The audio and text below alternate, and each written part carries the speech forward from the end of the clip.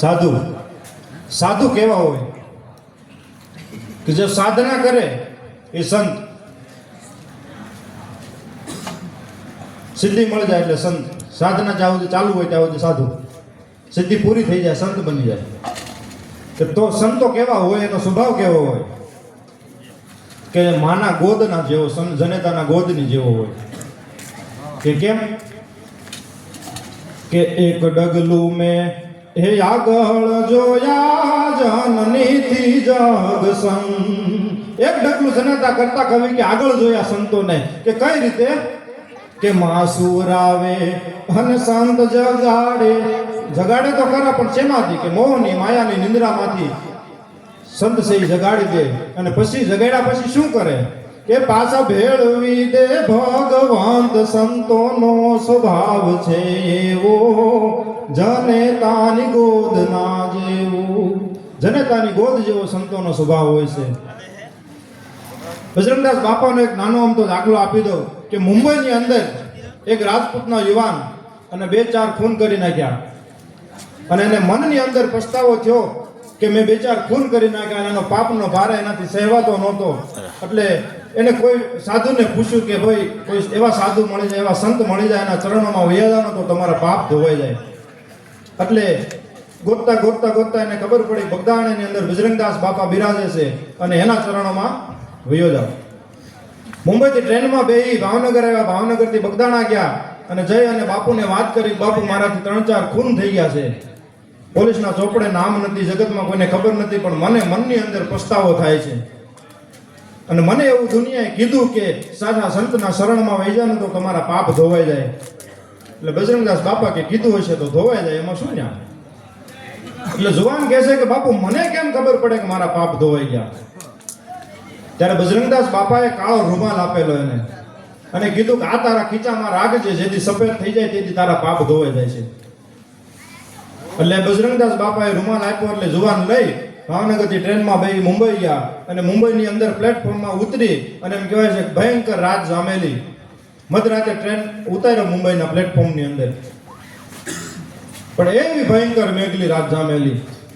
હે માડી એવી એ ઓગળી રાત અંધારી, હેમાં કાળ કાય કાજળ રે, અને માડી એવી એ નવલખ આંખડિયું કારોલીએ લોચન બિડારે. એવી ભયંકર મેઘલી રાત કે રાત નામની જનતાએ પોતાના તારા રૂપી દીકરાની આંખમાં આંજણ આંજી અને ઘડીક ભૂરાવી દીધા હતા. એવી ભયંકર રાત જમેલી, અને એમાં એક દીકરીનો ચીકનો અવાજ આવ્યો. જુવાને જોયું તો 2-4 નરાધમ દીકરીની ઇજ્જત લૂંટવાનો પ્રયત્ન કરતા હતા. એ જુવાનથી જોવાનું નહીં, કારણ કે રાજપૂતનો દીકરો હતો. કે હળકતા ગામડા ઘોર દાડા ચડે ગઢડે નાળ મોઢે અંગારા, અને વારે કરજો ધણી કોઈ હોતો ધણી, અને પ્રજાના સુરનો થાય ભેટો. ઈ કાળજા વેરતો હાદજા સાંભળે પછી કેમ બેહી રહે ક્ષત્રિય બેટો. એ પોતાના પેટમાં જે કટાર હતી કાઢી અને સીધી નરાધમને પોરવી દીધી, અને ન્યાન્યાને એમ કહેવાય છે 4થું ખૂન થઈ ગયું.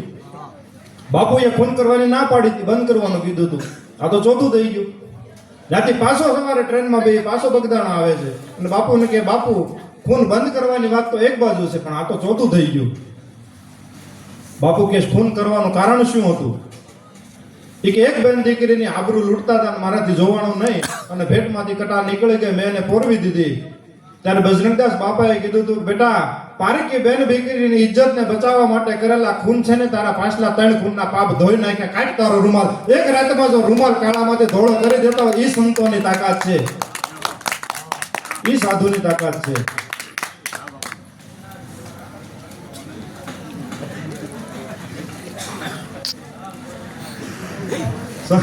સાધુ સાધુ છે ને, એ અલગ વસ્તુ છે. ખબર જ નથી સાધુ એટલે શું. સાધુ આદિ ભાષામાં તો સરળ સાધુ જીવન જીવે એનું નામ સાધુ.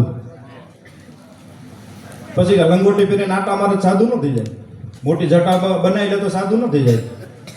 તમે જીવનની અંદર કેટલું ઉતારો છો. રામાયણ છે એ એક વાંચવાનો ગ્રંથ નથી, એક આત્મસાત કરવા માટેનો ગ્રંથ છે, કે એમાં ભાઈ કેવો હોય, પત્ની કેવી હોય, બાપ કેવો હોય, દીકરો કેવો હોય, એ રામાયણ બતાવે આપણને. કે ભાઈ પત્ની કેવી હોય કે ભગવાન રામ જ્યારે મૃગ મારીને આવ્યા તો એની કેવી દશા થઈ ગઈ.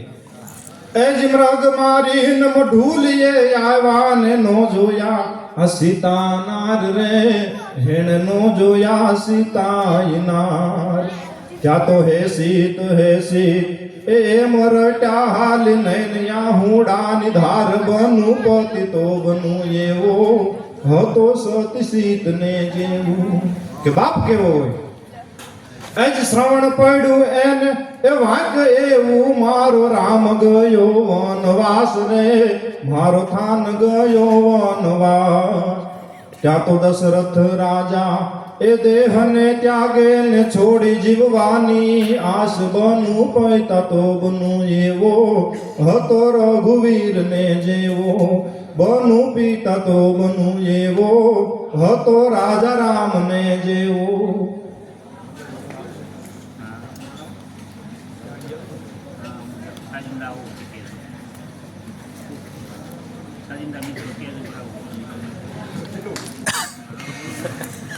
સાજિંદા મિત્રો ઘડીક સ્ટેજ માથે આવે